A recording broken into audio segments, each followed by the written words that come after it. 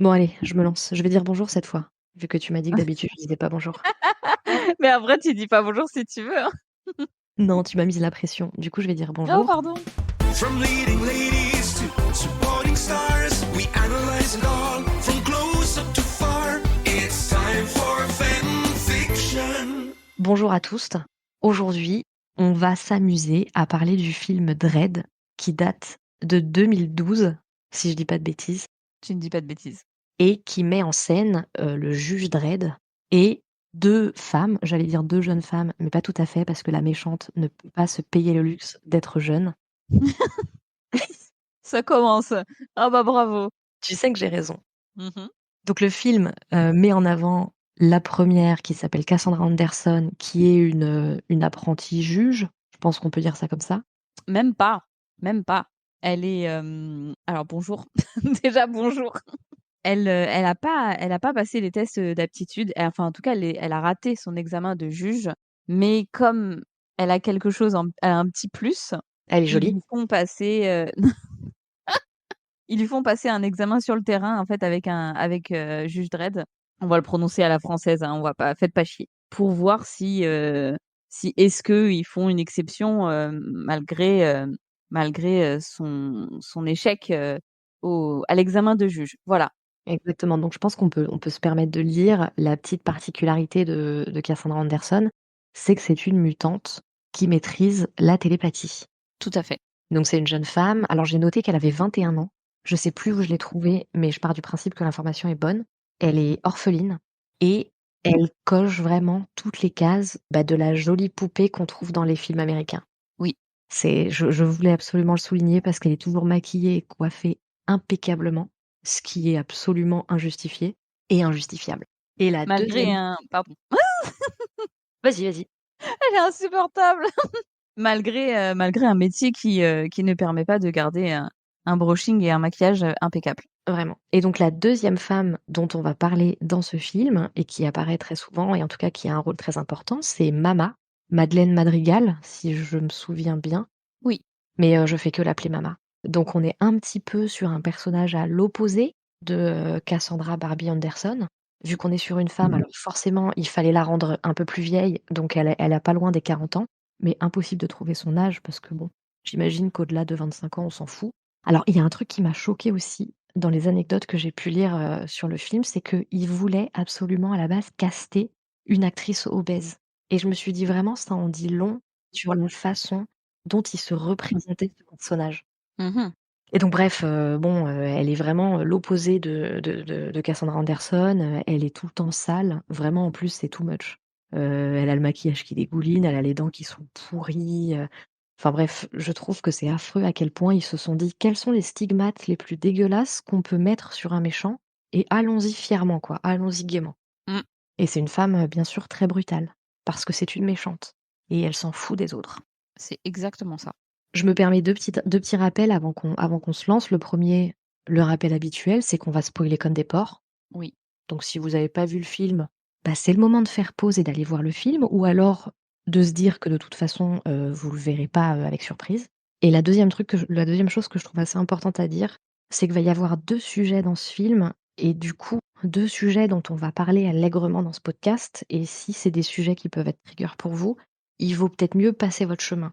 D'abord, il y a une représentation dans ce film de la toxicomanie et des toxicomanes du coup, qui est déplorable, qui est particulièrement caricaturale, ils sont sales, ils sont bêtes, ils sont méchants, ils sont violents, ils sont dangereux et cetera. Enfin, c'est vraiment le niveau zéro de ce qu'on peut imaginer en fait, chez les toxicomanes ou chez les usagers de drogue, vous appelez ça comme vous voulez. Et je trouvais hyper important quand même de le souligner parce que c'est, bah, déplorable. Et la deuxième chose qu'il faut souligner, c'est aussi qu'il va y avoir pas mal de mentions et forcément dans le podcast, en tout cas moi je sais que je vais y revenir souvent, donc je préfère le spécifier. Il va y avoir plusieurs mentions, bah, d'agressions sexuelles, tout le panel des agressions sexuelles en fait, parce qu'en fait on a des représentations par, mention, par suggestion, mais aussi un petit peu visuel, de viol et je pense qu'il vaut mieux vous alerter au cas où. Je suis tout à fait d'accord. Alors, petit aparté, pour ceux qui malgré ça, enfin si voilà, s'il y en a qui sont entre guillemets «OK» avec ça, en tout cas que ça ne trigger pas trop, Vous avez quand même possibilité, si vous souhaitez regarder le film, on va pas lister tous les trigger warnings, possibles. Vous avez possibilité d'aller sur le site qui s'appelle Does the Dog Die? Est-ce que le chien meurt? Littéralement, hein, en anglais, qui est un site qui, réunit en fait, tous les trigger warnings possibles, en tout cas, référencés, c'est collaboratif, hein. C'est-à-dire que les gens quand ils visionnent un film ou une série, ils renseignent, les trigger warnings. Parfois il y en a qui mettent carrément, les timestamps et tout, c'est pas trop mal.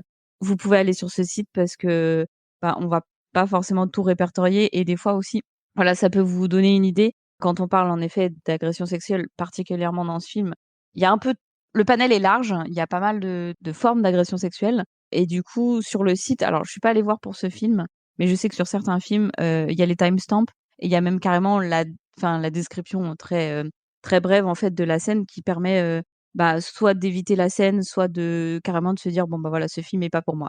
Franchement, si vous voulez aller pour n'importe quel trigger warning, voilà, auquel vous pouvez, chacun a ses sensibilités, c'est OK. Vous pouvez aller voir, c'est un bon outil quand même. Voilà. Ouais, tu fais bien de le rappeler, j'allais oublier, mais effectivement, ce site, il est trop bien. Ne serait-ce que, par exemple, bah, les gens qui ont des phobies et tout, en fait, tu peur des araignées, hop, tu vas te renseigner s'il y a des araignées, c'est trop bien. Bah, littéralement, je pense que le site à la base était fait pour, ceux qui, et je crois qu'on a tous quand même cette sensibilité de savoir si est-ce que le chien va mourir dans le film? Et après voilà, ça s'étend bien sûr à pas mal de trigger warning, mais il y a des trucs tout bêtes, enfin tout bêtes, qui pourraient, moi, bah, me paraître tout bêtes, mais il y a des choses, il y a un trigger warning qui revient, qui est listé et c'est: «Est-ce que le Père Noël est spoilé?» Genre ça paraît bête, mais c'est bien de le savoir, je pense. Ouais, c'est Et vrai, c'est il y a vraiment tout un panel. Après oui, il y a toutes les phobies basiques, tout ce qui est insectes, voilà, insectes, sang, voilà, enfin tout un tas de trucs, mais il y a vraiment tout. Allez voir c'est un bon outil, je pense. Il y a un peu de spoil par contre, méfiez-vous, hein, mais voilà. Après des fois, vaut mieux être spoilé. Moi, je préfère. mais c'est vrai que c'est vraiment un outil qui est hyper utile. Voilà. Merci pour ton intervention. Je t'en prie. Elle était, extrêmement intéressante. Elle était pertinente pour une fois. Voilà, mon travail est terminé. Bonne soirée. Bon, maintenant qu'on a balayé les sujets un peu graves et un peu douloureux, je te propose qu'on attaque dans le dur et qu'on s'attaque directement au film qui est, j'aimerais le souligner, un de tes films favoris. Ah bah, et comme ça, tu le soulignes bien. Merci de le souligner et comme ça, tu as bien montré au monde entier, bien sûr, parce que tout le monde écoute notre podcast, à quel point j'ai des goûts de merde en termes de cinéma. Mais je Non, m'en je fous. suis le Je jugement. chéris ce film, il a des défauts, mais je chéris ce film dans mon petit cocoro. Voilà, c'est tout. Mais je peux comprendre parce qu'il a quelques qualités et il a cette touch des films des années 2000 qui peuvent aussi, moi, j'avoue, me donner une petite pointe de nostalgie. Ouais et puis je pense qu'il y a vraiment il y a des aspects qui sont, tu parlais de l'aspect visuel, le quand on en a parlé avant de faire le podcast, il y a des aspects qui sont assumés. C'est Il y vrai. a voilà, c'est totalement assumé. C'est un film qui est issu d'une série de comics et je pense qu'il y a au niveau de l'esthétique et de certaines choses, il y a quand même une volonté d'être assez proche de ce qui était fait dans le comics, mais voilà. C'est vrai et on est quand même sur une base de comics, je suppose, assez violente. Oui. J'ai marqué déjà, dès que le film commence, j'ai écrit en gros sur mes notes: «Ambiance Manly Man, apocalyptique, ruine, ça sent la virilité». Ah, ça sent la sueur, ça sent les parfums Axe, tu sais genre, les parfums improbables genre, feu de bois. Donc il nous place le décor rapidement pour qu'on sache un petit peu où on fout les pieds. En gros, le monde a été détruit, je crois, par, des bombes nucléaires ou un truc comme ça. Tout est pété, il y a des ruines partout et en fait, les bâtiments ont été, remplacés par des mégastructures qui sont des bâtiments immenses, qui sont presque des campus, en fait et qui popent un peu partout, au cœur de la ville. Alors, du coup, il y a c'est pas trop abordé parce qu'on enfin voilà, il y a pas que, il y a pas que l'histoire des bombes, enfin c'est surtout il y a aussi, l'hyper-industrialisation. Waouh, j'ai réussi à le dire!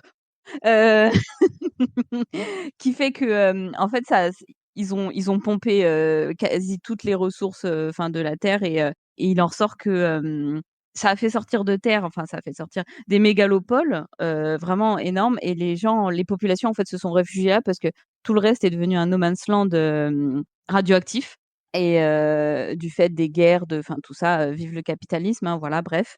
Et donc en fait, ils sont réunis, dans des grosses mégalopoles, sauf que la population ne décroît pas et sauf qu'ils ont pas beaucoup de place. Donc en effet, on est sur une architecture, très verticale. Ça fait comme des grosses barres HLM, sauf que si on prend l'exemple de l'immeuble où va se passer l'intrigue, il y a 75 000 personnes, il y a 200 niveaux. Voilà. Faites le calcul, combien il y a de personnes par niveau, j'en sais rien, je l'ai pas fait. Mais c'est pour placer le truc. C'est dense et c'est sale. Voilà, ils ont mis un filtre sale, sauf sur les juges. Oui, Incroyable. alors que bon, on sait que les juges, c'est la police, hein, donc j'ose pas le dire parce qu'on va se faire cancel, mais Ah mais moi je les aime pas, hein. Toi, tu bah, vas te non, faire moi non. pardon, Hein? parce que les juges, c'est pas Mais que non, la mais je les aime pas. Je voulais dire un truc, mais j'ai peur que ça passe pas. ACAB, Ouais, ouais. parce que les juges, je pense qu'il faut le spécifier quand même, c'est pas que la police, c'est tout le système judiciaire. Ils le disent eux-mêmes, ils sont juges, jurés et exécuteurs. Les bourreaux, ouais, ouais, c'est ça Voilà. et avocats aussi. Non, mais en fait, les démarches administratives, c'est trop long. La justice, c'est voilà, c'est les tribunaux sont complètement engorgés, donc allez, ça va vite comme ça. C'est des meurtriers, hein, globalement, voilà. Ah ouais, non, mais il y a pas de enfin, sincèrement, les peines, c'est en gros, c'est soit ils t'envoient dans des ISO cubes, ça a pas l'air ouf comme ça, hein, mais en gros, ils vous cryogénisent, enfin bref, c'est de la merde et encore, ça se trouve, c'est pas ça. Oh là là, on n'est pas à une Jean-Michel à peu près près, hein et ou soit ils vous tuent. Voilà, OK? Dans le film, c'est plutôt la méthode qui est employée, hein. Ouais, parce que peut-être que les ISO cubes, il y a plus trop de place, tu vois? On sait pas. Donc bon, ça commence, on a la présentation de cette ville un petit peu crache-pouille. Il y a tout de suite, alors course-poursuite avec des drogués, parce que les drogués, ils sont violents forcément, enfin bref. Je vais me plaindre de la représentation des toxicos pendant tout ce podcast, hein. Prépare-toi. Enfin, je m'en fous. J'en pense pas moins. Même si j'aime beaucoup ce film, j'en pense pas moins sur, c'est archi, c'est même plus cliché le mot. C'est ouais, ils ont pris tous les clichés et ils les ont mis là-dedans, quoi. De ouf, de ouf. Bon après on a quelques scènes de ces interpellations pour montrer que, il est sans foi ni loi, enfin bref, vraiment le cliché des années 2000 quoi. Oui, il est assez intransigeant. Voilà, je pouvais pas dire un mot normal, fallait que je fourche sur un autre. Et ensuite, c'est là où nous, ça va commencer à nous intéresser, c'est qu'il se rend au QG des juges, je suppose. Et donc on lui présente Cassandra Barbie Anderson et puis on lui explique qui c'est. Et il en a rien à branler parce que en fait, Dredd, il est hyper intransigeant pour lui, enfin, dans les comics et tout, il explique bien que, le gars, il connaît genre le code pénal. Est-ce qu'il y a vraiment un code pénal? Je sais pas. Enfin bref, leur loi, il la connaît vraiment sur le bout des doigts. Il connaît tous les articles par cœur, bref. Et donc, la juge qui lui présente, Anderson lui explique qu'elle a échoué aux examens de juge à 0,3, de la moyenne. Sincèrement, déjà pour lui là, enfin c'est même pas la peine en fait, c'est une merde. C'est une nulos. C'est grosse nulle. Mais on apprend qu'elle a des pouvoirs parce que c'est une mutante télépathe et donc là, tout d'un coup, ça devient intéressant et petit moment, comment dire? De complicité, non, pas tout à fait, mais j'arrive pas à trouver le bon mot. Elle lit en Dredd et elle se rend compte que, waouh, c'est un homme mystérieux. Ouh là là! Ridicule. Alors je sais pas si toi tu l'as interprété comme ça, moi je l'interprète plus en mode, i ouais, je sais pas. Voilà, l'intervention était utile.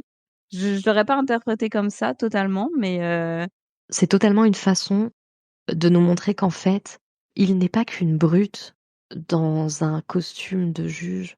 Avant tout, il y a un cœur qui bat sous toutes ses armes.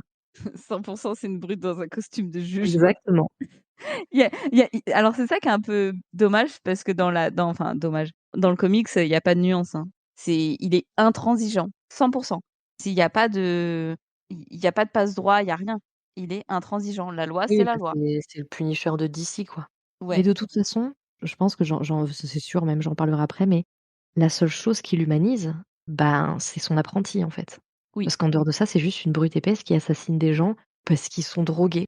C'est affreux. Oh, c'est affreux, putain. Mmh. Donc il lui fait son petit speech, sur la dangerosité, je vais y arriver, du terrain, la difficulté du job, bon, ça devrait aller vu que lui, son seul job, c'est de tuer des gens. Une fois que tu as un pistolet, normalement, ça va. Savoir tirer. Voilà. et ensuite on fait, la connaissance de Mama, qui est interprétée par Lina Headey et on la voit alors moi au début j'ai rien compris, mais après j'ai compris. Parce que elle est pas bête là-dedans. En fait, on la voit au ralenti. Elle est dans son bain, elle fait voler l'eau et je sais pas quoi, mais en fait, c'est parce qu'elle a pris de la drogue. Parce qu'ils ont une drogue qui fait ralentir le monde.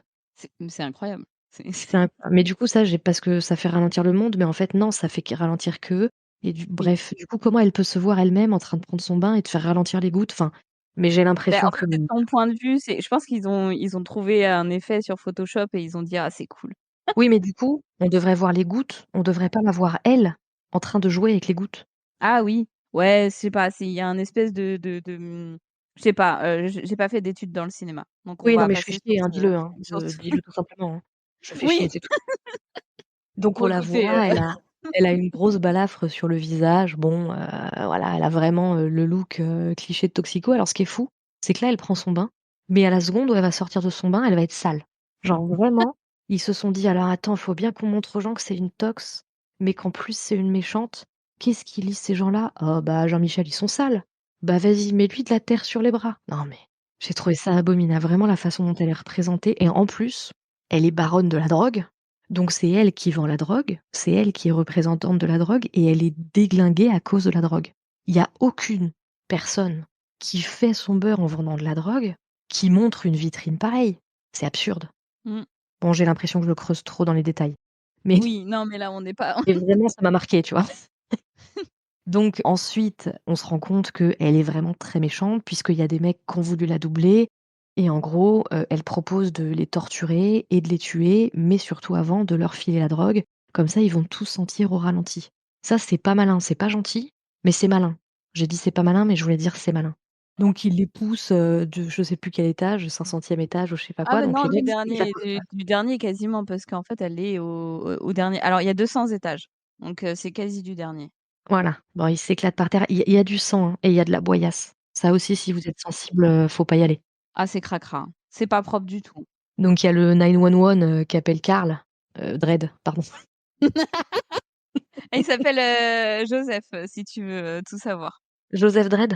Ouais, Joe OK, Dredd, OK. voilà.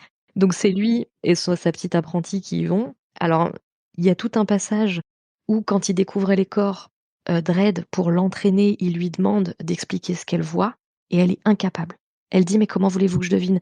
Tu as des mecs, ils sont éclatés au sol. Genre, ils ont été poussés, enfin, ils sont écorchés vifs, genre, il y a eu une intervention humaine. Non, elle peut pas deviner. La télépathe, elle peut pas deviner ça. Franchement, c'est à se deviner comment elle a échoué à 0,3 de la moyenne parce qu'en fait, elle aurait dû échouer encore plus. Pareil, ils connaissent pas la drogue. Genre, on apprend que la drogue, slow-mo, ça s'appelle, c'est le fléau du coin et les juges, qui sont soi-disant les meilleurs, ils la connaissent pas. D'après moi, ils sont plutôt incompétents. Mais il y a trop de monde dans cette, ville. Ils peuvent pas se souvenir de tout.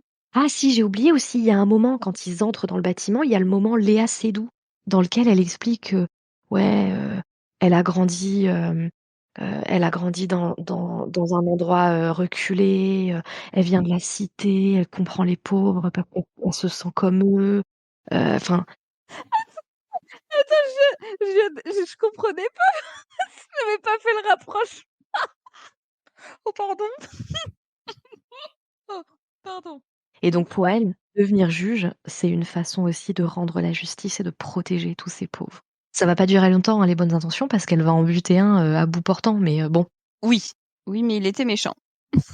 Oui, bon, d'après les juges, il était méchant. Retour au clan Mama, donc pour bien montrer, pour bien appuyer sur le fait que vraiment c'est une femme sale, on va parler bien sûr de son passé qui est un passé de prostituée. Parce que pourquoi s'épargner des clichés quand on peut les accumuler? Mais je pense qu'ils ont fait un bingo. Ils ont dit: «Ça, c'est bien». Exactement, parce que vraiment on a tout, hein. Alors le passé de prostituée, elle a une coiffure de folle, voilà. On dirait les coiffures de tu sais, de Barbie que tu as fait toi-même. Exactement, je sais pas comment appeler ça autrement, qu'une coiffure de folle. Bah, c'est Je voulais représenter avec cette coiffure la folie. Enfin, je j'ai pas d'autre explication, en fait. c'est la coiffure de, j'ai laissé mon enfant sans surveillance avec des ciseaux à 3 ans. C'est ça, exactement. Mais en plus, même pas, ils sont coiffés vers le haut, enfin, ça n'a aucun sens. En plus, ils sont sales, bien sûr. Son maquillage, il est baveux, il dégouline, c'est: «Oh mais te maquille pas, quoi». Ils lui ont foutu des fausses dents pour bien montrer qu'elle a les dents pourries. Enfin bref, c'est scandaleux, il devrait aller en prison, hein, pour avoir fait un truc pareil. Oui. Donc on apprend un peu tout son background, elle a agressé son ancien conjoint qui était aussi son mac parce qu'elle voulait plus, se prostituer alors que lui la forçait. Enfin, on est vraiment dans tous les clichés, c'est abominable. On utilise vraiment ce type de passif uniquement pour servir, enfin ça n'a aucun intérêt pour le personnage en lui-même. C'est vraiment juste pour servir l'histoire, pour rajouter c'est même pas pour rajouter, une excuse au fait qu'elle soit méchante. C'est vraiment juste pour dire: «Vous voyez, oh là là, c'est vraiment une mauvaise femme qui a eu une mauvaise vie». C'est atroce et donc on apprend qu'elle a la balafre qui traverse tout son visage. C'est à ce moment-là, en gros, qu'elle l'a reçu et après avoir été violentée, du coup, par cet homme, je crois elle lui a arraché, Oh, elle elle lui teubé avec arrache les ses couilles dents ou avec un les truc dents. comme ça. Ouais, voilà. Elle l'a elle l'a émasculé. Ils le disent, hein. Elle l'a émasculé avec Elle l'a buté et puis, elle a récupéré son business et puis elle est devenue baronne de la drogue. Voilà. En fait, c'est une girl boss. On devrait la féliciter. bah, moi je trouve que oui. Bah, ouais, elle est Je trouve que partie de c'est une rien, bonne elle idée s'est de faite, d'arracher la les couilles des gens, avec les dents, quand ils nous font chier. oui, voilà. Elle est partie de rien, elle s'est faite toute seule. Moi, je salue la performance. Voilà, Started from the bottom, no way. exactement. Girl Bah, power. non. Ouais, non, mais oui. Donc bon, on comprend bien que tous ces problèmes, elle les résout uniquement dans la violence. Encore une fois, c'est absolument incompatible avec, le boulot de, distributeur officiel de drogue, hein. Parce que si les mecs qui t'achètent, ils ont peur de toi, bref. Mais je pense qu'ils sont pas allés, chercher jusque-là, hein. Je pense que c'est des gens qui d'ailleurs n'ont jamais côtoyé de personnes, qui vendent ou qui achètent de la drogue. Pas ce genre-là, je pense, parce Oui. qu'on va pas dire, hein, je pense que Oui, on est peut-être plus sur du profil bobo, qui voit pas de problème, On fait une distinction entre la drogue que eux consomment et la drogue que les autres consomment. oui, parce que la drogue que les autres consomment, c'est mal. Oui, voilà. Mais eux, ça va. Ça va, parce que leur boulot est dur, OK? Bah oui, puis en fait, il y a la bonne drogue et la mauvaise drogue. La mauvaise drogue, elle est là, bon, elle te drogue, c'est pas bien. La bonne drogue, elle est là, elle te drogue, mais c'est bien. Ça rend moche la mauvaise drogue, ça se voit Et sale, et sale en plus. Si et tu prends des méchant. Ceci dit, on n'a pas vu la couleur de l'eau parce que si elle prend un bain dans de l'eau putride, elle ressort pas propre, en fait. Bah oui, mais sur, l'image où on voit tout au ralenti, l'eau, on dirait, enfin, on dirait de l'eau dans laquelle on a mis du liquide, enfin, du canard WC, quoi. Elle est bleue cristalline, j'ai envie de la boire moi, cette eau. Mmh. Et beh, peut-être que c'est pas peut-être qu'elle est pas potable. Peut-être. Peut-être Et que c'est la drogue qui la rend belle, je ne sais pas. et ça se trouve, son cerveau l'embellit alors qu'elle est en train de patauger dans son eau du bain d'il y a 3 semaines. C'est ça. Alors qu'elle pourrait les mettre dans des bocaux et les vendre. Mais bon, ça, c'est une autre histoire. Mais oui, encore une idée de business. N'hésitez pas à m'appeler pour, votre business plan.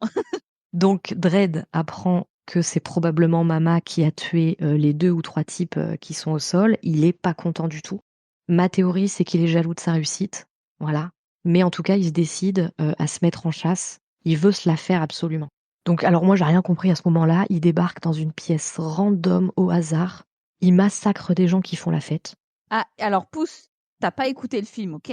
Oh là là! Parce que c'est pas une pièce random.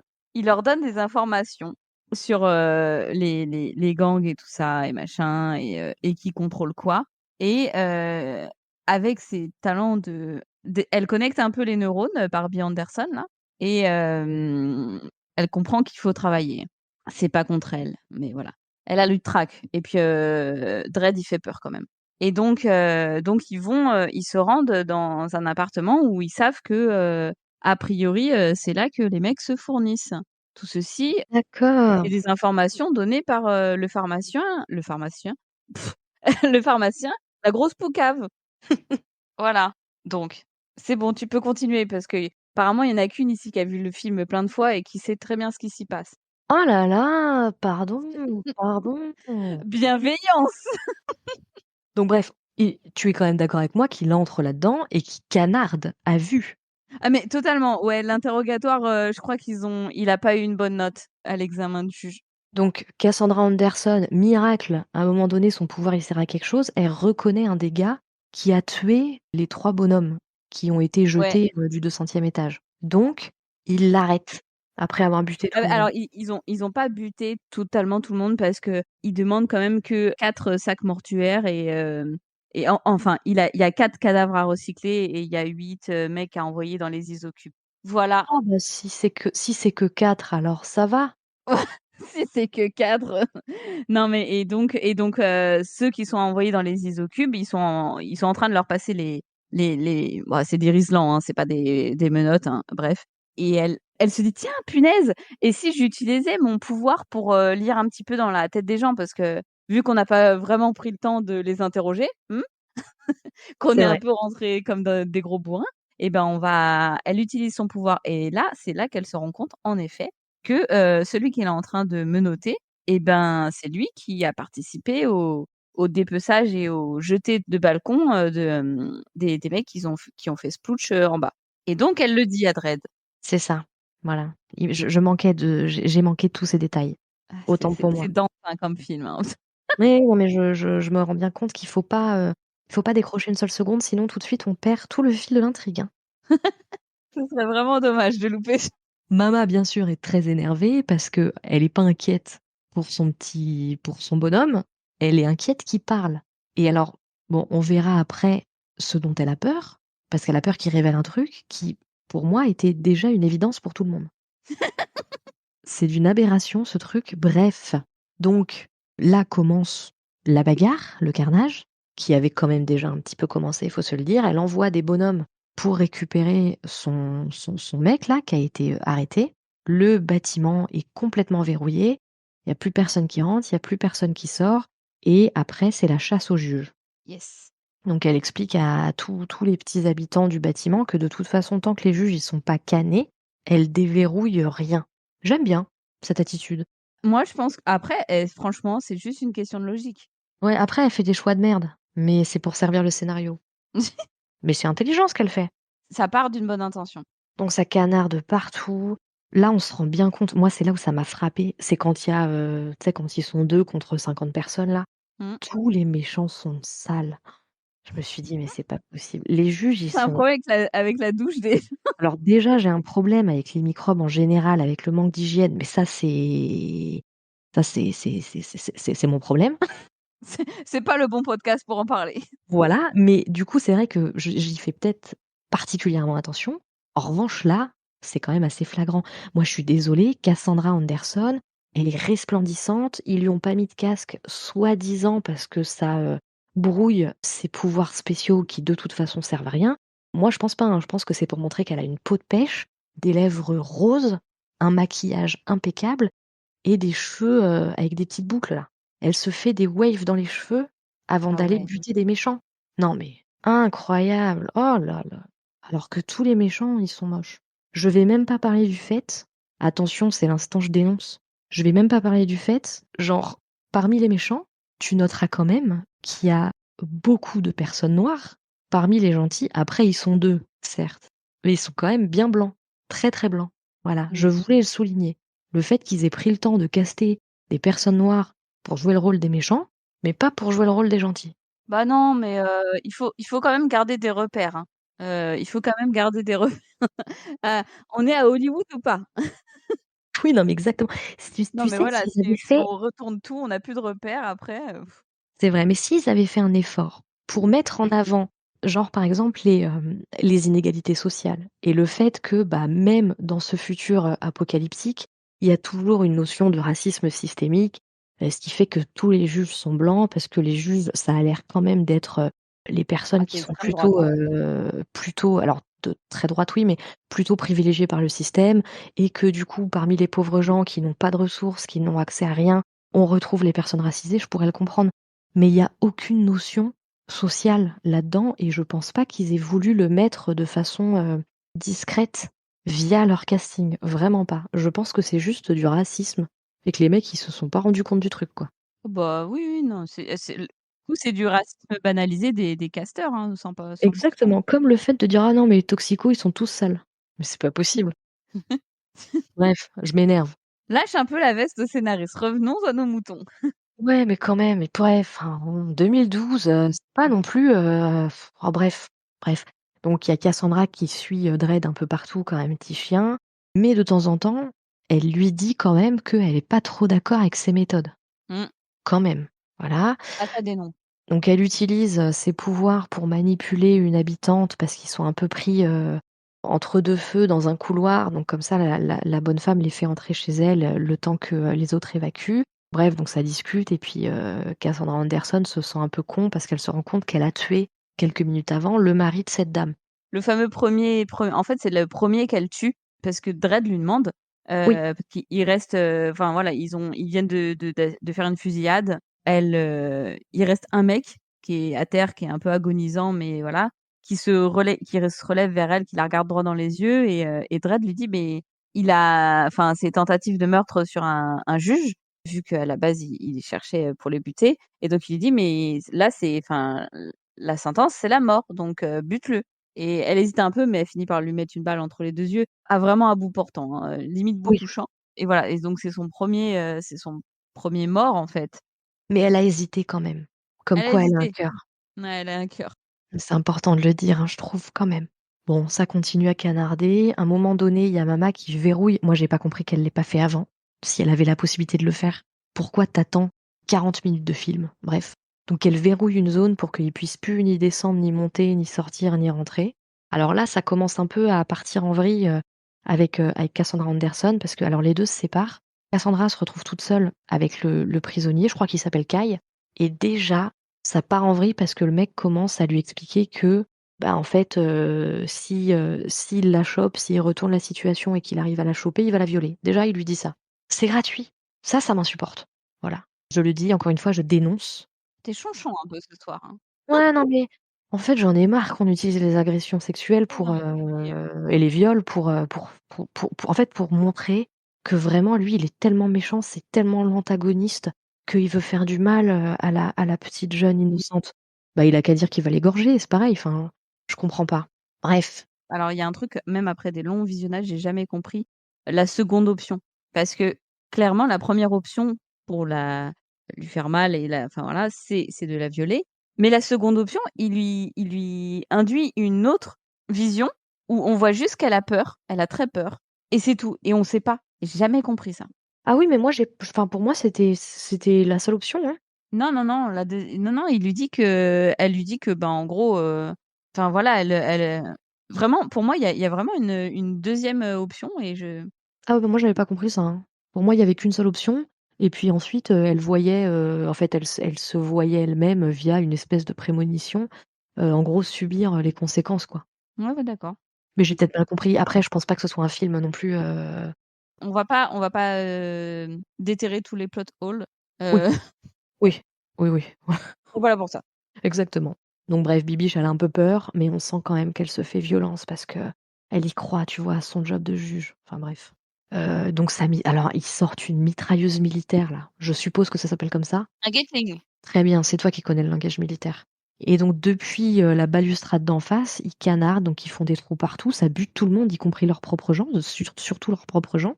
Ouais, parce que les balles perforent quand même les trucs en béton, hein. Oui, parce qu'après on On est voit en plus fait sur un que, bon truc. oui, bah, en fait ça perfore tellement qu'ils font un trou à l'extérieur du bâtiment. Ouais. Vu que les 2, ils arrivent à se faufiler, enfin les 3 avec leurs prisonniers, ils arrivent à se faufiler pour sortir prendre l'air un peu. Mmh. Et c'est à ce moment-là, moi je te jure j'ai ri, c'est à ce moment-là que, Cassandra Anderson se dit: «C'est quand même bizarre qu'il déploie autant d'efforts pour récupérer ce mec, alors que normalement il devrait s'en foutre. Donc c'est qu'il doit avoir des infos importantes, donc je vais utiliser mon pouvoir de télépathe pour voir ce qui se passe dans sa tête». 50 minutes de film. Franchement, avec toute la bienveillance et le féminisme, qu'on peut avoir, elle mérite un peu ses 0,3, de Non mais ouais, bien sûr, elle est bête enfin, en tout comme cas, une balise sans poignée, quoi. non, mais oui, c'est Donc alors là, encore une fois, hein, parce qu'on a bien compris, hein, les méchants, ils violent les femmes, enfin, donc on a l'instant télépathie où elle va fouiller dans son cerveau pour trouver l'information. Donc là, alors déjà, on la fout à poil, c'est gratuit. C'est gratuit. Ils se sont dit: «On a une actrice, on l'a castée pour qu'elle soit jolie, donc retirez-lui ses vêtements». Donc ils la foutent à poil au milieu d'une fusillade, pourquoi pas. Donc on voit des scènes, de suggestions plus ou moins claires, de scènes de viol, hein, où Kai, il imagine lui faire, toutes sortes de trucs contre sa volonté, parce que sinon c'est pas marrant. Et puis dans ce brouhaha, de dégueulasserie et de violence, elle arrive à trouver l'information qui l'intéressait. Cette information étant que c'est Mama qui contrôle tout l'approvisionnement de la drogue et toute la production de la drogue également. Alors que ça me paraissait un peu évident quand même. Non mais c'est l'information Moi, que je suis tout pas le monde a. télépathe, hein, mais Non mais bien sûr, enfin, j'ai crié, j'ai crié, je me suis dit: «C'est pas possible». non, parce qu'il faut remettre le contexte, c'est qu'au début, le pharmacien, il poucave pas mal de d'infos, hein. Le Ah oui? pharmacien as-tu regardé le film? Je croyais que c'était un gardien, mais oui, il leur raconte tout au début.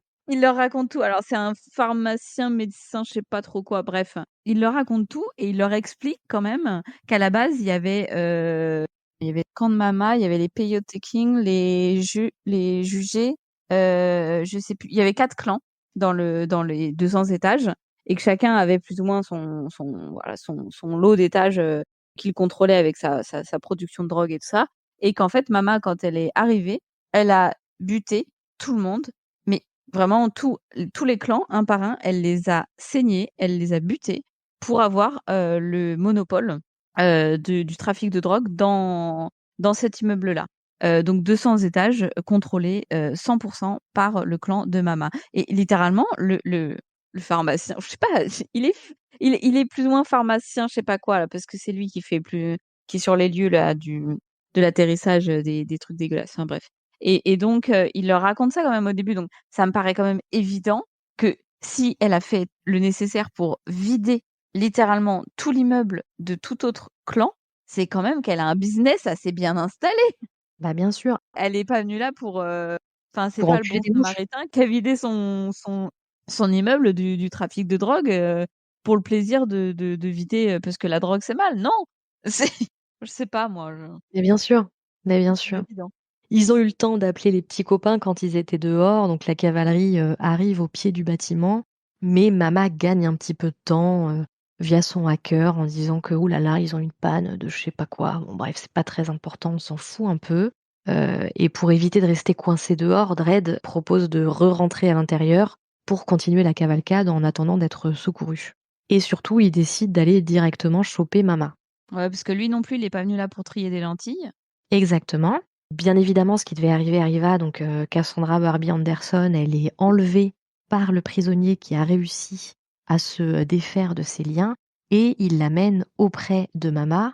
Mama qui interdit à ses hommes de la blesser, mais surtout de la violer, parce que c'est important encore de rappeler le fait que vraiment les femmes ne sont bonnes qu'à être violées, voilà, parce qu'ils vont essayer de faire passer son décès prématuré pour une agression, lambda, je crois.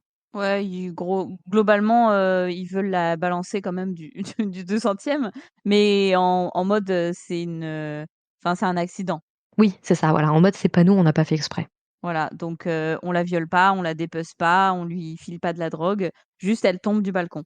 Bon, elle tombe du Exactement. 200e étage, donc bon, c'est vraiment pas de bol, tu vois? Il y a pas de filet, il y a pas voilà, c'est mal foutu, mais ils sont pauvres, OK? Il y a Bah pas de système de oui, sécurité. Faut les comprendre aussi. pauvres, les balustrades sont fragiles. Mmh. Donc Sous la Dredd, il est pas diabolisant. content, donc qu'est-ce qu'il fait? Il prend le micro, il dit, «La loi, c'est moi», voilà, juge Akkab, bref et donc il dit qu'il va buter tout le monde parce que tout le monde est complice et que les complices, ils les butent. Enfin bref, vraiment, on est à fond dans les bandeurs de la loi, les bandeurs de l'ordre, je déteste ça. Ça me met très mal à l'aise. Donc il fout le feu partout, ça casse tout. La Mama, elle commence carrément à se chier dessus, y compris ses copains et à un moment donné, on voit que les juges qui étaient là, ils sont encore en train d'attendre en bas comme des cons. Les mecs, ils ont pas bougé d'un centimètre et il y a d'autres juges qui débarquent pour dire que: «Non, mais ils viennent remplacer, ils viennent filer un coup de main, vous pouvez rentrer chez vous». Bien C'est vraiment sûr, des branles. retournement de situation incroyable, on l'a jamais vu venir. Cette nouvelle cavalerie, c'est en fait des juges ripoux qui sont venus pour buter Dredd parce qu'ils se font graisser la patte par Mama. Mmh. Il faut savoir que Dredd est mal vu, hein, au sein des juges, hein, Et bien sûr, parce parce que que c'est un système corrompu et qu'il ne l'est pas. exactement, mais c'est ce qu'on comprend. Quel homme! Et comme en plus, il est intelligent, il se rend vite compte qu'il y a anguille sous roche, du coup, bon, bah, ça se fout sur la gueule. bagarre, bagarre, bagarre. À un moment donné, il se retrouve vraiment dans une position de merde où il est vraiment sur le point de se faire dézinguer. Il faut le dire, hein, position de merde, c'est-à-dire que l'autre, il se planque derrière un mur, et l'autre il utilise des balles perforantes qui lui perforent le foie. Faut le Ouais, dire, voilà. ça doit faire mal, hein. Ça chatouille à mon avis. Exactement. Donc pendant ce temps, la juge Anderson, elle se bat, elle provoque le prisonnier. Donc il se fâche, il prend son arme. L'arme est paramétrée pour, attaquer, enfin pour, se retourner contre l'utilisateur si l'utilisateur n'est pas le propriétaire officiel. Donc bim, le mec il se fait buter, en essayant de lui tirer dessus avec sa propre arme. Elle se libère, elle se fait tout le reste, de ses geôliers. On peut pas lui retirer qu'elle sait se battre. Voilà, elle a mis du temps. Il lui a fallu 1h20 pour, se défendre. Mais elle y arrive. Elle se retrouve en tête-à-tête avec, la seule juge parce que visiblement il fallait quand même pas la mettre contre un homme. Alors que bon, vu l'issue, ça aurait été un homme, c'était pareil. Effectivement, mais quand même on lui envoie la gonzesse parce que les gonzesses se tapent avec les gonzesses et les bonhommes se tapent avec les bonhommes. Voilà. Donc, elle lui fout une mandale et en 2 secondes, la juge corrompue, elle est à terre et là, elle vient sauver les miches, du juge Dredd et donc ça y est, elle est enfin à la hauteur. Il doit être fier quand même, hein, petit père. Ouais, ouais, ouais, il le montre pas parce qu'il montre rien, mais il est fier. Ouais, mais c'est un dur. Tu sais les hommes, c'est Un ça, hein, bonhomme, ça a pas de c'est un bonhomme ou quoi? c'est rentrer dans les clichés. Mais pour montrer que quand même si elle a appris de Dredd à être, intraitable, elle sait quand même faire preuve d'empathie. Donc elle choisit de libérer les hommes de Mama qui travaillent pour elle par peur. C'est vraiment une bonne âme. Oui. Non, non, mais on sent qu'elle a le cœur sur la main. Oui, et puis elle arrive enfin à lui tenir tête, c'est beau. Donc il se retrouve face à Mama, la bagarre. Dredd, il est très en colère parce que Mama, elle a blessé, Cassandra Anderson. Il se fâche, il se bagarre, il lui tire dessus, elle lui invente un pipeau pour pas mourir, il se rend compte qu'elle bluffe. Bim, une bastos, alors je sais plus s'il lui tire dans la tête ou ailleurs et paf, KO. Alors, on n'a vraiment pas vu le même film. Je sens que J'explique tu es la allée trop fin. vite. Explique tout le truc ou après il la jette si tu veux.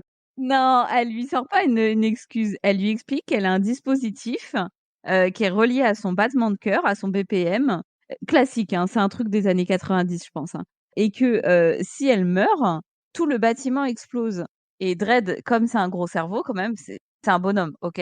Hein? Il est intelligent. En fait, il lui tire dessus pour la blesser et il la chope et il la balance depuis le 200e étage en lui disant: «De toute façon, quand ton cœur s'arrêtera, c'est-à-dire quand tu toucheras le sol au 200e étage, enfin au rez-de-chaussée, le signal de ton bordel là, il sera mort». Ça n'a aucun sens et du Quoi? coup Ouais, mais non.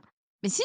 Attends, laisse-moi finir et du Oui. coup, il explique que, comme le truc, il sera trop loin pour capter le signal, ça n'explosera pas et c'est pour ça qu'il la balance du 200e. Oh C'est putain, parce que j'avais pas compris ça moi.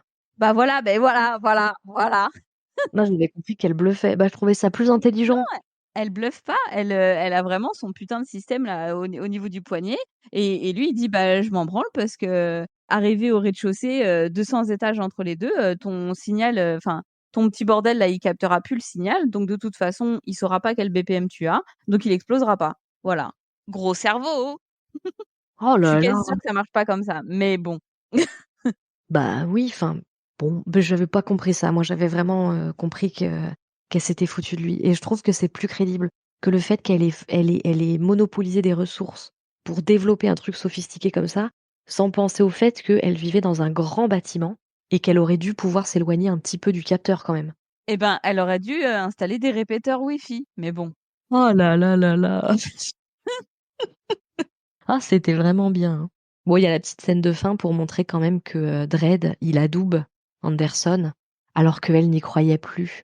Mais il estime que ça y est, elle est prête pour être à son tour juge. Voilà.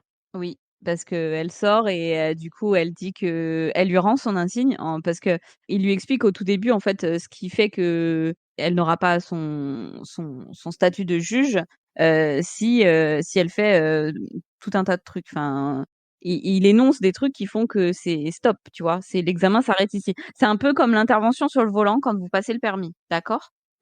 Je simplifie et donc notamment une de ces règles-là, c'est, si tu te fais prendre ton arme, et ben, voilà, c'est comme si on avait touché le volant, le jour de ton permis.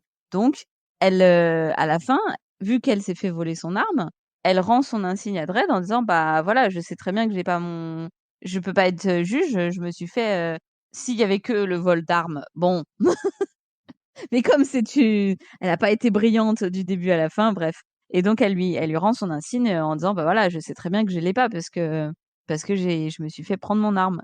Mais Dredd quand même, il a vu du potentiel, donc il va passer l'éponge, sur ce qu'il y a, sur ce qui s'est passé. Quel homme! Mmh. Quel homme! Donc tu vois, il a peut-être un Kokoro, tu vois? Ouais, et puis bon, vu la façon dont est tourné le film, je comprends très aisément que dans sa tête, de toute façon, les bonnes femmes, elles arriveront jamais à son niveau. Donc ce qu'elle a pu donner, c'est mieux que rien. Oui. Mais de toute façon, alors ça ressort aussi dans le comics, hein, c'est vraiment Dredd, c'est lui qui connaît la loi, c'est lui qui il l'applique de manière intransigeante. C'est un gros con, mais il est incorruptible et il est vraiment il applique c'est le genre, c'est enfin le mec il applique la loi, mais vraiment au pied de la lettre, tu vois? Il y a pas d'interprétation de possible, il y a pas de cour de cassation ou quoi que ce soit avec lui, hein. C'est comme ça. C'est un Le assassin. c'est et voilà et donc il bute des gens, hein, il bute des gens, mais c'est pour ça aussi qu'il est très mal vu par les autres juges parce que, tout le monde n'est pas aussi intransigeant que lui. Il y en a en effet qui se laissent, graisser la patte, par quelques trafiquants parce que bon, comme il le dit au début, dans toute la ville est tellement grande que, il y a tellement d'infractions en fait par jour, heu, toutes causes confondues que, tous les juges qui sont, ils ne peuvent en gérer que 6.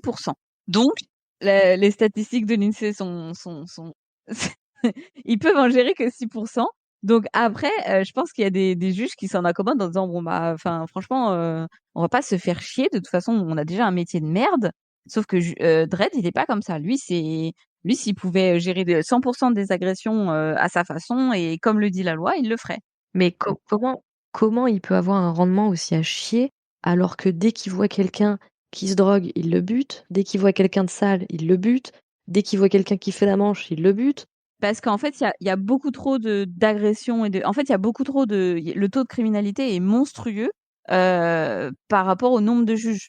Donc de toute façon, en fait, si tu veux, si tu te fais voler ton sac à main, et que les juges sont trop occupés à gérer un trafic de drogue et ben, c'est un crime, mais ça sera pas géré, donc ça viendra dans les 94 de crimes non gérés, ni élucidés, ni quoi que ce soit. Mais parce qu'ils sont pas assez de juges. Après, j'ai quand même l'impression qu'ils font une fixation sur la drogue, hein, parce que le la première scène, alors on n'est pas je vais pas trop rentrer dans le détail parce qu'on n'est pas non plus là pour parler du lore du film. Mmh. Mais bon, je reste un peu je campe sur ma position du fait que vraiment, enfin il la représentation des tox et des usagers de drogue en général, c'est une catastrophe. Mais la première scène du film, c'est Dredd qui poursuit des mecs juste parce qu'ils prennent de la drogue. Peut-être laisser tranquilles les gens qui se droguent et s'en prendre aux gens qui tuent d'autres gens, je ne sais pas. Mmh. Après je qui suis-je pour juger les créatures du Seigneur, hein? Voilà. Mais bon. Donc pour revenir, plus précisément sur les persos féminins, et pour me plaindre, puisque c'est un petit peu tout ce qui représente ma vie, la plainte en général. Déjà, moi, ce que je peux pas, c'est que les persos féminins, c'est vraiment, tu sais, les persos clichés des années 2000 Mmh. et je trouve ça abominable. Genre, vraiment la méchante, bah, elle est sale, elle pue, c'est une ancienne pute, elle est tox, elle est méchante, et puis même elle a 40 ans parce que tu peux pas lui donner 20 ans, enfin je trouve ça abominable. La gentille, elle est vraiment très, très gentille, elle est très propre, elle a les lèvres toutes roses, elle est toute blonde, elle est bien coiffée, elle est empathique, elle se soucie des autres et puis surtout elle est très jeune. Oh, je devienne fou! Non, mais c'est 100 ça, hein. C'est très cliché. Je savais qu'en te proposant ce film, ça serait un très bon client. C'est sûr, elles ont aucune profondeur, enfin vraiment, c'est pas des vrais gens, ça n'existe pas les gens comme ça dans la vraie vie. Elles ont, 1-2 caractéristiques et c'est tout ce qui les définit. Je trouve ça, atroce. Il y avait cette mode un peu dans les années 2000 de prendre, des antagonistes féminins et d'en faire, tu sais genre, des reines frigides, dures, qui se soucient de personne et tout et je pense que c'est ce qu'ils ont voulu faire avec Mama. Ouais, je vois ce que tu veux dire. Mais tout ce qu'ils ont construit autour, autant je trouve que ce profil de personnage, il peut être cool, mais tout ce qu'ils ont rajouté derrière pour montrer que vraiment elle était très méchante. Vous avez vu comme elle est méchante parce que c'est la méchante du film, mais est-ce que vous avez vraiment vu qu'elle est méchante? Parce que je pense que vous avez pas assez vu. Alors on va la décoiffer, on va la rendre sale et tout et ben, en fait, ça casse tout ce côté un peu charismatique, de la méchante, qui s'en fout des autres, qui est là pour faire son business et basta et genre, beh, moi je souffle quand je vois ça. Non, mais c'est totalement ça et je sais pas si, non, je pense que c'est j'allais dire, est-ce que c'est assumé? Je pense pas que ce soit assumé, ils sont vraiment allés, naïvement en se disant que, bah, voilà, on représente, si mais c'est pour bien souligner que c'est une population pauvre, tout ça, elle est sale, elle est moche et tout mais enfin, techniquement, baron de la drogue, justement, c'est peut-être la personne qui est le moins pauvre du enfin, je sais pas, c'est une suggestion comme ça, mais Bah oui, puis alors moi je suis pas non plus spécialiste, de trafic de drogue, mais il me semble, pour avoir, 3 fois, parlé avec des gens, il me semble quand même que quand ton job c'est de vendre de la drogue, il faut pas non plus montrer que la drogue elle te flingue bah, et non. là, ils sont tous déglingués. Alors après on est dans un futur, post-apocalyptique, et peut-être que de toute façon, peu importe l'état dans lequel la drogue te met, l'important c'est de sortir de ton quotidien et tout. J'en sais rien, je suis pas allée creuser jusque-là. Mais en fait, la caricature, c'est des personnes qui prennent de la drogue, qui sont forcément sales. Oh là là là là! Je sais même plus quoi dire tellement c'est pauvre, en fait. C'est Genre lourd. vraiment, intellectuellement, c'est ultra pauvre et on est encore dans la dichotomie, tu sais, on dit toujours, la femme, de toute façon, en général, les représentations de la femme, enfin des femmes, c'est soit, la mère, je crois, soit la prostituée. Ah oui, je vois ce que tu veux dire. Complètement là-dedans, en fait. Genre, tu as vraiment, Mama qui est littéralement une ex-prostituée, qui est méchante, qui est sale, qui est censée être pas belle et cetera et puis, tu as, Cassandra, alors elle représente pas tout à fait la maman, mais, qui représente l'ingénue, elle est toute belle, elle est toute sage, elle est toute empathique, oh, c'est pénible, c'est vraiment pénible, quoi et et vraiment, j'en ai parlé un peu tout le long du truc, mais moi, j'arrive pas à pardonner vraiment l'utilisation des traumas sexuels pour servir alors non seulement c'est un peu pour servir l'histoire, mais en fait, c'est surtout pour servir le héros, je trouve, pour servir, Juge Dredd, là Mmh. et ça devrait être illégal. Et enfin, l'utilisation même des traumas sexuels pour servir un quelconque scénario, ça devrait Oui, voilà, parce que c'est pas du tout pour montrer, la profondeur des personnages vu qu'ils ont aucune profondeur. mmh. Non, mais puis, comme, enfin, voilà, comme tu dis, c'est les femmes, elles ont pas besoin d'avoir subi ce genre de trauma pour être fortes, en fait. Ouais, c'est ça, en fait, tu as l'impression que c'est impossible de les représenter autrement que comme des objets, qui vont servir, en fait, bah, un désir, en fait. Ça reste des objets sexuels d'une façon ou d'une autre, alors que Mmh. là, le contexte, il s'y prêtait pas du tout. Les suggestions, et les démonstrations de scènes de viol quand, elle se retrouve dans la tête du dealer, là, de Kai, gratuit. Le fait de choisir volontairement de nous montrer qu'elle est nue, c'est gratuit, enfin ça sert en rien l'histoire. C'est juste moi je trouve que c'est juste, une façon vraiment de la rabaisser à un objet, de désir et en plus ça permet aussi, tu sais, d'exacerber un petit peu le fait que, bah, le méchant il est vraiment très, très méchant parce qu'il veut souiller la princesse et du coup le héros, c'est d'autant plus un héros de vouloir tous les buter. Ah bah oui. Ah mais c'est très, ouais, c'est comment on dit? C'est très manichéen. Oh là là, j'utilise des mots compliqués. Exactement. C'est très manichéen comme vision et en effet, la petite Barbie blonde, contre, le gangster, le trafiquant, noir, gros méchant, qui veut la violer, c'est quand même assez, le casting est enfin, les personnes castées sont bien, mais les choix d'attribution. C'est clairement affligeant et en plus, enfin moi vraiment je reviens un peu sur ce truc, sur cette scène, tu sais au moment, bah, où elle fait son truc de télépathe là et en fait, il y a un truc aussi qui m'a mis mal à l'aise, c'est que je trouve que la scène, elle est hyper romantisée. D'un coup, tu sais, on est dans un espace hyper sale, hyper noir, hyper sombre. Tu sais, même l'image, elle pue. Et à ce moment-là, tout d'un coup, tout devient lumineux. Il y a tout qui ralentit un peu. C'est limite des papillons et des petits cœurs, tu sais, qui s'envolent et tout. Et, heu et en fait, je trouve ça horrible parce que presque ça devient, même pas acceptable, genre c'est au-delà de ça, tu vois? Bah, c'est ouais, on romantise le truc, on rend la scène presque, bah, ouais, compréhensible, douce, accessible et tout et putain, c'est en fait, c'est d'une violence, je trouve que tous les messages qui sont envoyés à ce moment-là, ils sont gratuits et ils sont hyper violents et il y a vraiment une volonté, je pense, de rendre un peu le moment érotique et c'est à gerber, c'est affligeant, c'est affligeant. Dans le cas de Mama, je trouve que c'est peut-être un petit peu moins pire parce que je peux pas me permettre de dire que c'est un peu mieux, mais c'est un peu moins pire parce qu'il y a un peu ce côté où elle, elle a subi des violences sexuelles vu qu'elle a été prostituée contre sa volonté, Mmh. mais, avec des gros guillemets, elle se venge elle-même. Elle se fait, justice elle-même, elle attend pas qu'un homme vienne la défendre et cetera.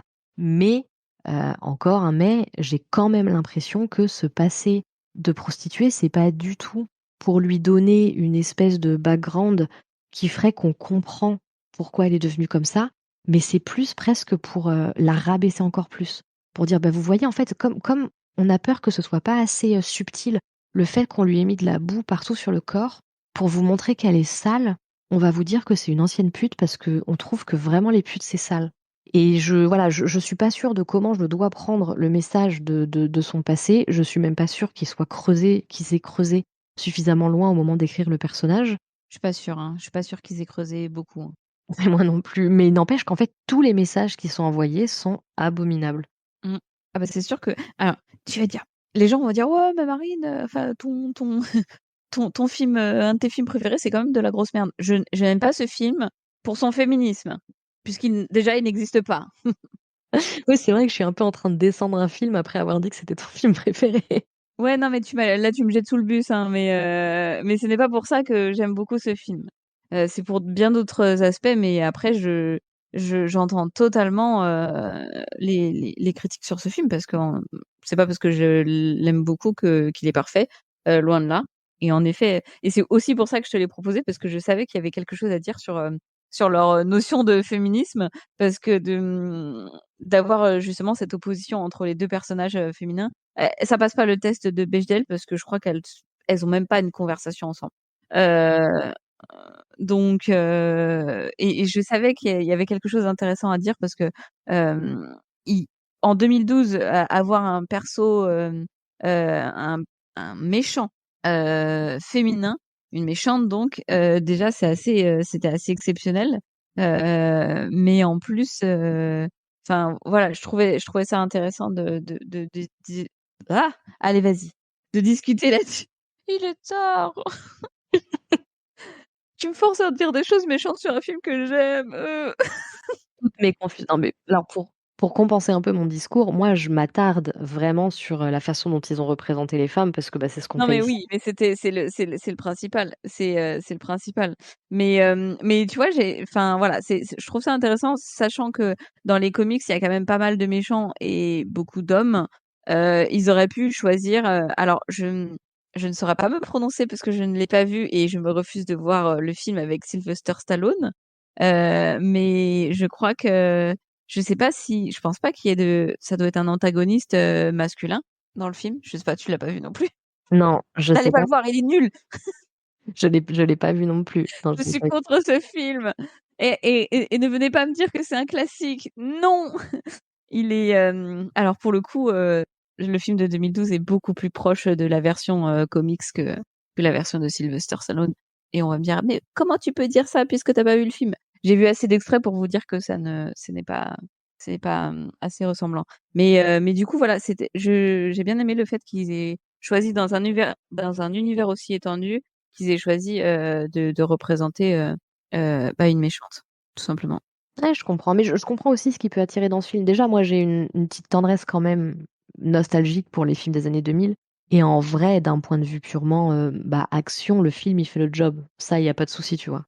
Ça, en fait, je comprends que tu sois pris dedans, ça se castagne, ça se bagarre, en plus, Mais j'en ai pas parlé en fait en déroulant le film parce qu'encore une fois, je préfère qu'on passe un peu plus de temps sur les personnages féminins, mais il y a des petits moments de décalage qui sont très rares, mais qui sont très bien, rythmés, où tout d'un coup Dredd, il va te dire un truc qui est très drôle dans la situation, mais sans rigoler et du coup, tu sais pas s'il fait une blague ou si juste il parle premier degré et il y a un petit décalage. Du coup, je trouve que ça rend le film assez digeste. Ça compense pas mal toutes les scènes un peu crado qu'il y a. Donc en vrai, je comprends tout à fait que tu aies pu aimer ce film, que tu l'aimes bien et qu'il y ait plein de gens qui aiment ce film. Moi, enfin, il y a plein de films des années 2000 qui aujourd'hui, sont indéfendables, mais que j'adore et qui font probablement partie de mes films de chevet, hein. Oui, non, mais ouais. Mais je te dis, enfin, pour moi, bon, l'acting de Karl Urban est assez incroyable, sachant qu'on ne voit que le bas de son visage. Donc c'est quand même assez balèze, je trouve, mais bon, ce n'est pas le sujet ici. Et je pense que tu parles, il y a un moment où il fait une blague, enfin, oui, il fait une blague, enfin, il fait une blague. Il fait, en fait, quand il lui dit juste avant de rentrer dans l'appartement et de canarder tout le monde, il lui dit, mais tu mets pas de casque. Et c'est là qu'elle explique qu'elle ne met pas de casque parce que ça interfère. Alors je pense que ça interfère sur son brushing plus que sur son pouvoir de merde, parce que finalement son pouvoir, elle l'utilise pas quand il se castagne. Donc elle pourrait très bien mettre le casque. Ils se sont castagnés, tout le monde est désarmé, tout le monde est mort. T'enlèves ton casque et là tu taffes. Mais quand tu tires, t'as pas besoin d'utiliser ton pouvoir. Donc du coup, tu peux mettre un casque. Bref, plot hole numéro 365. Et donc du coup, elle lui dit non, mais le casque interfère avec mes pouvoirs. Et il lui répond, mais premier degré, il lui répond, mais moi je pense que une balle interférerait plus avec tes pouvoirs que que c'est un casque. Et c'est très drôle, c'est archi drôle. Oui, mais il y a plusieurs petits moments comme ça que moi j'ai Ouais. appréciés.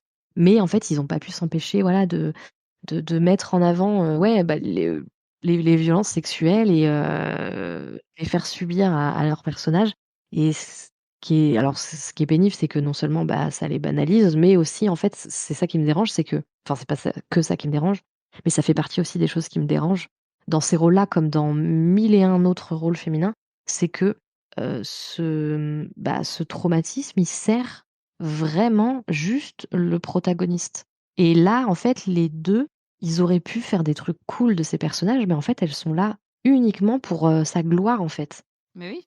et je trouve ça, en fait, je trouve ça décevant à chaque fois parce qu'on peut pas avoir des femmes qui existent juste parce qu'elles existent. Elles existent pour servir l'autre, elles mettent en avant, bah, le héros du film, Cassandra, Barbie Anderson, en fait, elle lui permet de montrer que, il a un cœur après tout parce que c'est un mentor et qu'il s'inquiète pour elle et puis Mama, elle lui permet, bah, du coup d'endosser définitivement le rôle du héros parce que, bah, c'est la big méchante et puis, c'est lui qui va se battre pour l'abattre et pour sauver la ville.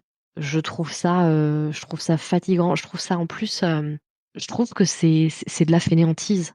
Comment ça tu es pas capable d'écrire des vrais personnages féminins? Ah mais c'est ça. En 2012, c'était pas non plus, il y a 300 ans, quoi. Mmh. Donc voilà. Moi en tout cas, c'est tout ce que j'avais à dire sur ce film et Ouais, bah, moi voilà, je déplore que les femmes, soient encore utilisées comme des outils scénaristiques. «Vas-y, vide ton sac!» Ça m'agace, ça m'agace, voilà, ça m'agace. Ah, loin de moi l'idée de te rendre chonchon ce soir, Non, mais en vrai, le film en lui-même est cool en plus, je peux pas dire que j'ai passé un mauvais moment. Ouais, bon, tu pas regardé le même film que moi a priori, ou en tout cas tu pas été très attentive. Mais ajouter 2 femmes que visiblement tu veux présenter comme étant des femmes fortes, pour finalement leur donner juste des rôles de faire-valoir, mais d'un côté du spectre, des gentils et de l'autre côté du spectre des méchants, je trouve que c'est de la paresse intellectuelle, voilà, Oui, c'est ça, c'est de la facilité. exactement. Facilité scénaristique, voilà. Exactement et c'est scandaleux. Et d'ailleurs, je trouve que le fait que, le pouvoir soi-disant incroyable de Miss Anderson, il serve à rien Oh, c'est infernal. Il sert à rien, c'est infernal. et ben, je trouve que ça illustre très bien le fait que vraiment ils ont pas voulu donner un réel poids aux personnages féminins. La meuf, elle est quand même capable d'avoir des espèces de prémonitions. Excuse-moi, je te coupe, c'est mal poli, mais voilà. On est mal polis ici, il y a pas de problème. Ah, on est mal poli. Peut-être je suis sale, hein, vous le voyez pas, c'est tout. Il faut rajouter un peu de lore ou d'historique à cette histoire.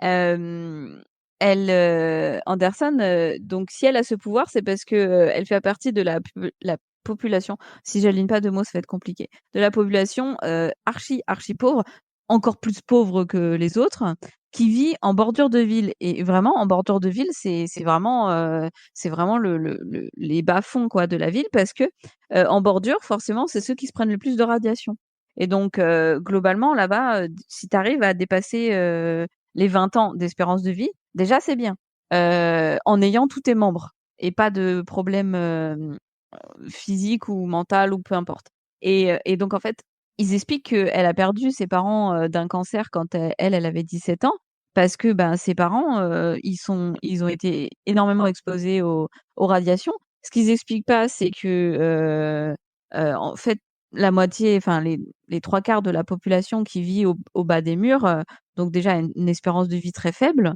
ou al déjà si tu arrives à naître et si tu arrives à naître avec, toutes tes capacités motrices, mentales, physiques, et tous tes membres et tout ça. Parce que ce qu'ils expliquent, c'est qu'il y a beaucoup j'aime pas ce mot, mais il y a beaucoup d'estropiés en fait enfin c'est pas des voilà, il y a des gens, voilà, ils sont exposés à des radiations donc s'il leur manque pas un membre, ils en ont un en trop, enfin tout un tas de trucs comme ça et elle, vraiment, on va dire qu'elle a gagné au loto parce qu'elle, dans ce loto de merde des radiations et ben, elle a gagné un pouvoir super utile et pour autant, il s'en sert pas. C'est c'est nul. C'est-à-dire que la meuf, elle aurait pu, naître avec, 5 bras et 3 yeux et vivre jusqu'à 15 ans et non. Elle arrive à être, en bonne santé, a priori physique et mentale. Elle a un super pouvoir, mais voilà, ça va pas au-delà de ça et ça, c'est à chier. C'est tout pour moi. Je t'ai perdue?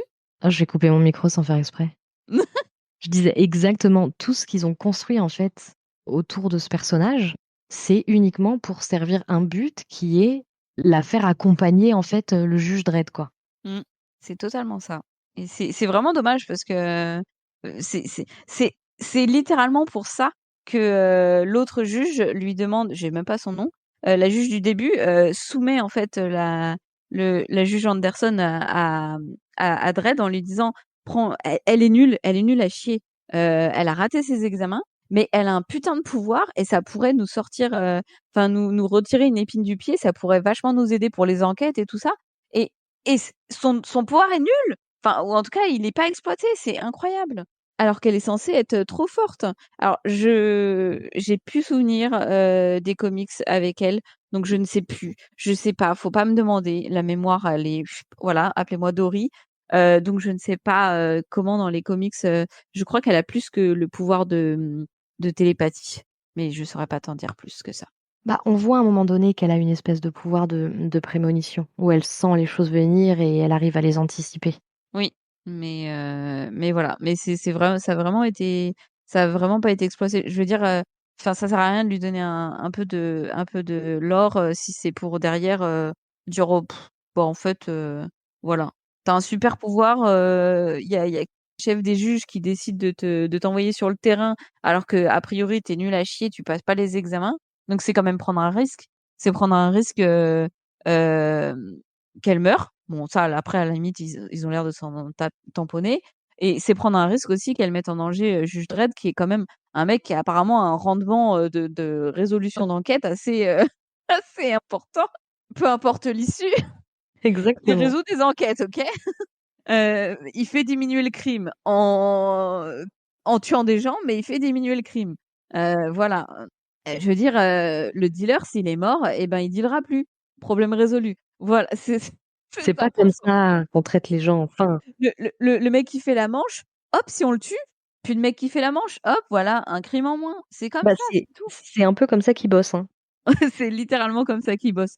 Donc, tu imagines qu'elle prend le risque d'envoyer Anderson qui est nul à chier en tant que juge, qui est pas bonne sur le terrain, mais elle se dit: «Mais putain, elle a un super pouvoir, i ça va servir et on va la mettre avec un de nos meilleurs juges», parce que c'est le cas, hein. On va la mettre avec un de nos meilleurs juges et là, on va être les rois du monde. Genre Mega City One, dans 3 jours, le taux de criminalité, il est descendu à 4. Eh ben non. Non, non! Donc voilà, c'est vraiment très dommage. Tu parti d'une bonne intention. Je suis désolée, j'ai de nouveau été très dure avec un film qui t'est cher. Non, mais je crois qu'on va arrêter. Les prochains, OK, ça sera pas des films qui me sont chers. Comme ça, on pourra vider notre sac, je serai pas vexée. Le prochain, je l'annonce parce que je crois qu'on s'est déjà mises d'accord, ce sera Thelma et Louise. Voilà. Je suis pas sûre de l'avoir déjà vu. Si j'ai déjà vu, j'en Alors ai je ne l'ai jamais vu.